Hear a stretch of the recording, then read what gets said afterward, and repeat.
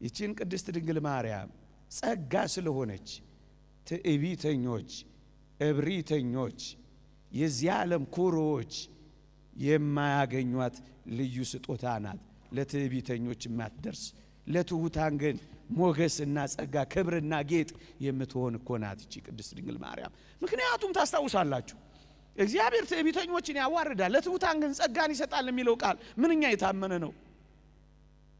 ትሑታን ናቸው የሚያመሰግኗት፣ ትሑታን ናቸው የሚዘምሩላት፣ ትሑታን ናቸው ወደ ቤታቸው የሚወስዷት። ወገኖቼ ትሑት ካልተሆነ የማትገኝ ስጦታ ናት እሷ በትህትና። ያዕቆብ ዘስሩግ እንደተናገረው ነገር ግን በምድር ላይ እንደ ማርያም ራሱን ዝቅ ያደረገ የለም ይልና በዚህም እንደ ማርያም የከበረ የለም ይላል። ዝቅ ስትል የምታገኛት ስጦታ ናት። ትዕቢተኞች አያወድሷት፣ ኩሮዎች ያባርሯታል። አለን አለን ባዮች አለፍም ብለው ይሰድቧታል፣ እንደሌለሽ ሊቆጥሯት ይሞክራሉ። ምክንያቱም ዝቅ አላሉ። ትሑታን የሚያገኟት ትሑታን የሚወስዷት ልዩ ስጦታ ናት። ምክንያቱም እሷ አስደናቂ ትሑት የትህትና እናት ናት። ጸሎቴን ሰማኝ አላለችም፣ ትሑት ናት። ትጋሃ ሌሊቴን አየልኝ አላለችም፣ ትሑት ናት። ጾሜን ተቀበለኝ አላለችም፣ ትሑት ናት። ጥበቤን ተመለከተልኝ አላለችም፣ ትሑት ናት። ደም ግባቴን አየልኝ አላለችም፣ ትሑት ናት። ይልቅ አንድ ነገር ብቻ ብላለች፣ የባሪያይቱን መዋረድ ተመልክቷልና አለች። አንቺ ደግሞ ልጆችን ከሞት አስነሻለሁ አልኳት፣ አስነሳቻቸው። ከ10 ዓመት በኋላ ነው ልጅ ያገኘሁት።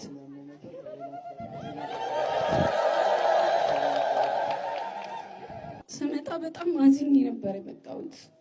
ከሆስፒታል ስመጣ ምርመራዎች አድርጌ ነበርና በቃ ሐኪሞቹ ከአቅማቸው በላይ ስለሆነ የዘር ምርመራ ማድረግ አለብሽ እንደ ሀገር ሄደሽ ነው የተባልኩት።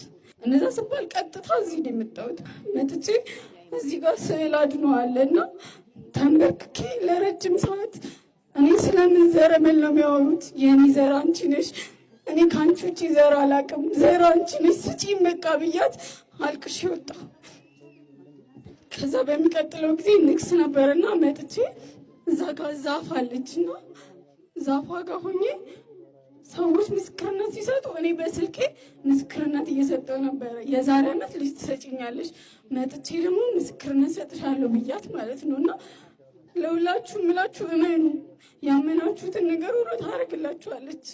ለእኔ ከባዱን ነገር ነው ያደረገችልኝና በአመቱ ልጅ እንዳረገዝኩኝ ተነገረኝ ሆስፒታል ሄጄ።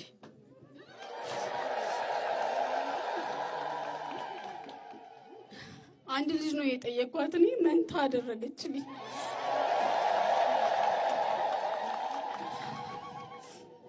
እዚህ ጋር በቃ ሜኔ ነገር በጣም ከባድ ጊዜ ነበር ያሳለፍኩት። በእርግዝናዬ በጣም ከባድ ጊዜ ነበር። ያው ታውቃላችሁ ሴቶች 3 ወሩ ድረስ ከባድ ነው። እሱ እንዳለ ሆኖ ግን 4 ወር 5 ወር ላይ በጣም ከባድ ጊዜ ነበር ለእኔ። የመጀመሪያዬ ነው፣ ምንም ነገር አላውቅም። ሌሊት ላይ ምጥ ጀመረኝ። 5 ወር ነው። በደንብ እንድታዳምጡኝ ነው የምፈልገው። 5 ወር ላይ ምጥ ጀመረኝ። በጣም ከባድ ነበረ።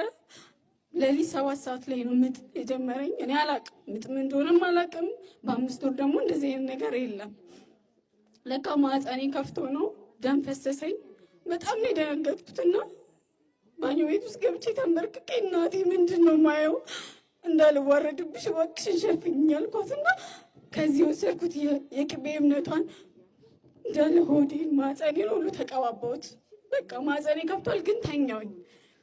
ጠዋት ነው ሆስፒታል ሄድኩት። ሆስፒታል ሲሄድ እንግዲህ ባለሙያዎች ካላችሁ ታውቃላችሁ 3 ኢንች ከፍቷል ማህፀኔ። ከዛ በቃ ዶክተሩ ምንም ማድረግልሽ ነገር የለኝም፣ ግን በቃ እንሞክር እግዚአብሔር ይረዳናል ጸልዩ አለን።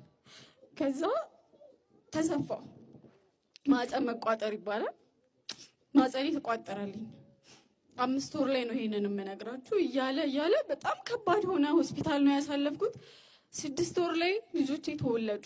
እንድታዳምጡኝ የፈለኩት ለዚህ ነው። የእግዚአብሔርን ተአምር፣ የእግዚአብሔር ማዳን፣ እግዚአብሔር ካለ ምንም ነገር እንደማይቆም እንድታውቁ ነው ፈልገው። 6 ወር ላይ ልጆቼ ተወለዱ።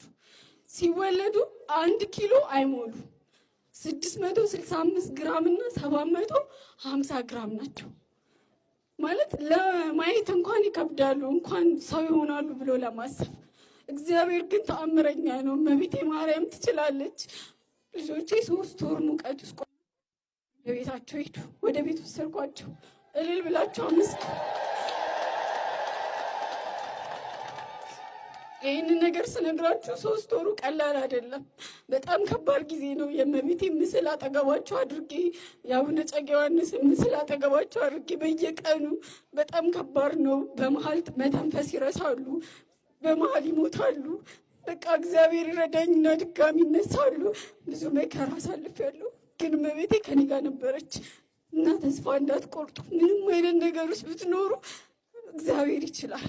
ይሄ እንድታውቁ ነው።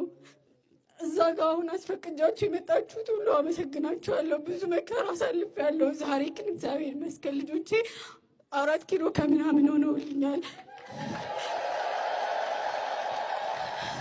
በዛ በጭንቅ ሰዓቴ በቃ ልጆቼ እንደሚሞቱ ሰው ተስፋ ሲያደርግ፣ እኔ ግን እመቤቴን አምናት ነበር። እግዚአብሔር ትችላለህ እለው ነበር እና ለእመቤቴ ቃል ገባሁላት። ቃል ለሰማይ ለምድር ልጆቼን አንቺ ጋር አምጥቼ ነው ክርስትና ማስነሱ። አንቺ ደግሞ ልጆቼን ከሞት ታስነሻለሽ አልኳት። አስነሳቻቸው እና እግዚአብሔር አምላክ ሁሉን ነገር አድርጎልኝ እመቤቴ ማርያም ደግሞ አሟልታልኝ ነገ ክርስትና ላስነሳ ሁለቱንም ልጆቼን ይዤ መጥቻለሁ። እኔን የሰማች የጭንቅ አማላጇ ለሁላችሁም ትድረስላችሁ። እኔ ኃጢአተኛ ነኝ።